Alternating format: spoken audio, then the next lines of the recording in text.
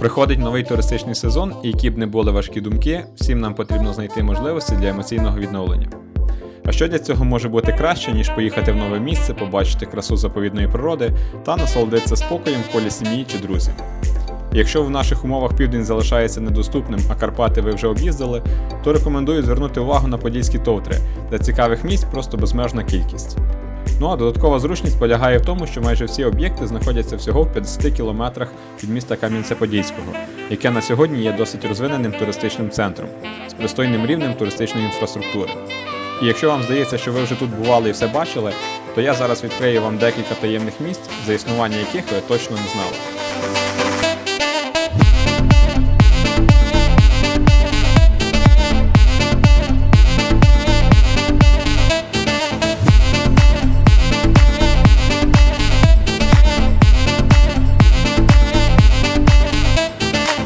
Сам по собі Кам'янець-Подільський обов'язково вартує того, щоб його відвідати, адже тут зібрані туристичні об'єкти на різний смак, від вишуканої архітектури різних стилів та епох до унікальних природних краєвидів Смотрицького каньйону, який є геологічною пам'яткою загальнодержавного значення.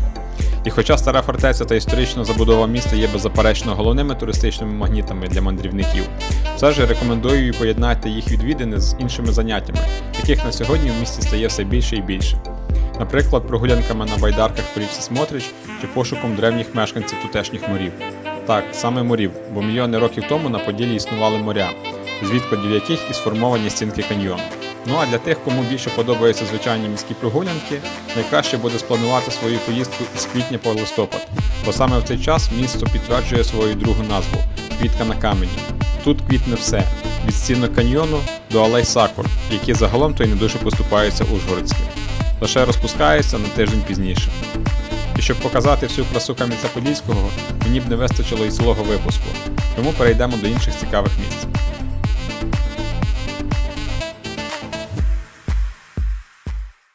Найвідомішим серед них є Бакота – затоплене поселення на березі Дністра, яке багато століть тому навіть було більше за Кам'янець-Подільський. Але після створення Дністровської ГЕС на його місці утворилась величезна затока, яка на сьогодні стала таким собі Подільським морем і приймає щорічно тисячі туристів. З основних локацій це Бакотський скельний монастир та власне самі краєвиди, лише заради яких сюди варто приїхати.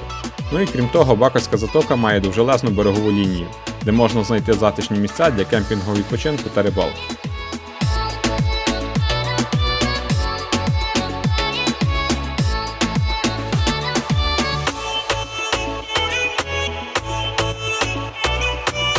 Добиратись сюди найкраще на власному транспорті, але в сезон курсує багато автобусів, тому особливих проблем не має виникати.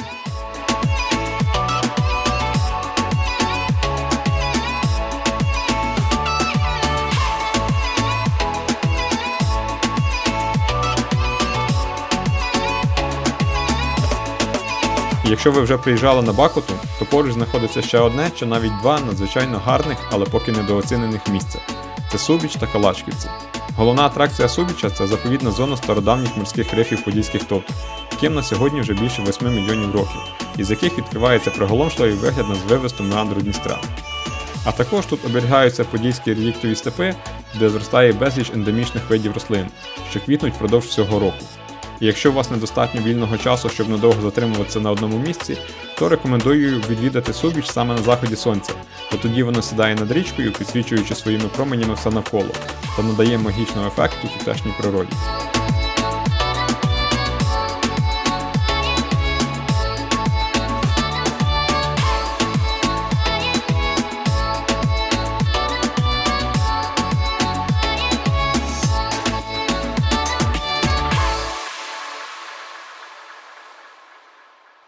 Поруч із Субічем знаходиться ще одна неймовірна локація, яка набуває популярності, але поки що з можливістю побачити її у відносно безлюдному форматі. Це околиці села Калачківці. Тут, внаслідок підняття рівня води в Дністровському водосховищі, сформувалась мальовнича затока в гирлі річки Студениця та створились ідеальні умови для річкового пляжного відпочинку. Всередині цих подільських каньйонів, незважаючи на погоду, завжди затишно та комфортно, а на прибережній зоні достатньо місць для розкладання наметів, розведення багать та просто спокійного релаксу. Щоправда, виїзд після дощу трохи ускладнений, і на це варто зважати, щоб не залишитись внизу в очікуванні сухої погоди. Окрім того, на місцевих схилах безліч дикорослих ягід та плодових дерев, які стають приємним бонусом до ваших харчових запасів. Туристична інфраструктура цього місця поки не сильно розвинена, тому формат тутешнього перебування більше підходить для любителів дикої природи.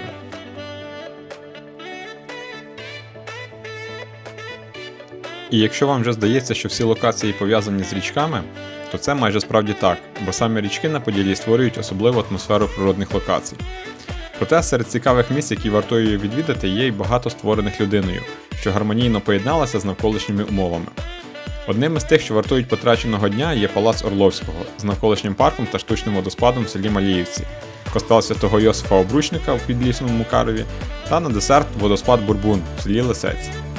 Їх об'єднує те, що всі вони знаходяться в одному напрямі від Кам'янця-Подільського та досить добре поєднуються впродовж одного дня мандрівки. А якщо ви все ж більше любитель історії, ніж природи, то обов'язковою для відвідування буде фортеця в місті Хотин, що розташована в 30 хвилинах їзди від міста Кам'янця-Подільського. Тут масштаб реконструйованої фортифікації точно не залишить вас байдужим та занурить в світ епохальних подій. Порівняно з Кам'янець-Подільською фортецею, Хотинська виглядає більш відособлено, має прекрасні інтерактивні музеї та більш окультурена. А також, хоч і розташована вже на Буковині, все одно нерозривно пов'язана з річками. Мальовничі береги широкого Дністра виглядають гарно з будь-якого ракурсу. До війни тут знімали багато відомих кінофільмів та проводили масштабні міжнародні фестивалі.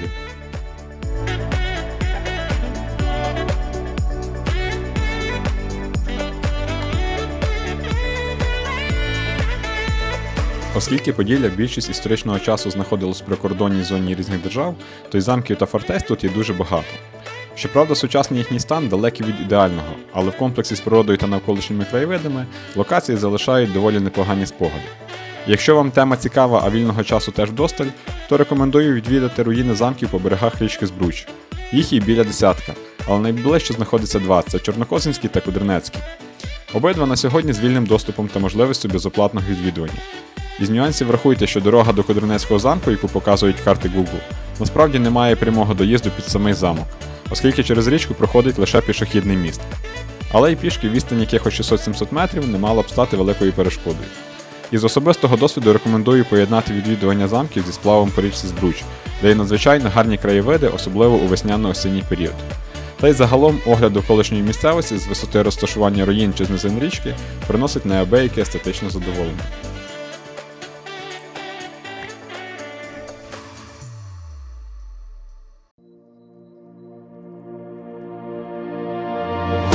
Проте Поділля – це не лише історія та річки, а й край, де можливі повноцінні пішохідні і велопрогулянки.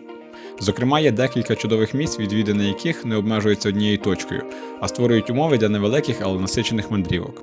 Це локації пов'язані з виходами з кам'янілих рифів подільських товтр, печерами та історією, вже не людською, а природньою. При цьому їх настільки багато, що важко підібрати краще з них, але за зручністю добирання та цікавістю виділяються Нігінські та Вербецькі товтри, а також геологічне відслонення поблизу села Китайгород. Тут у весняно-літній період всі скелі покриваються квітами, а в осінній кольоровим листям різних дерев.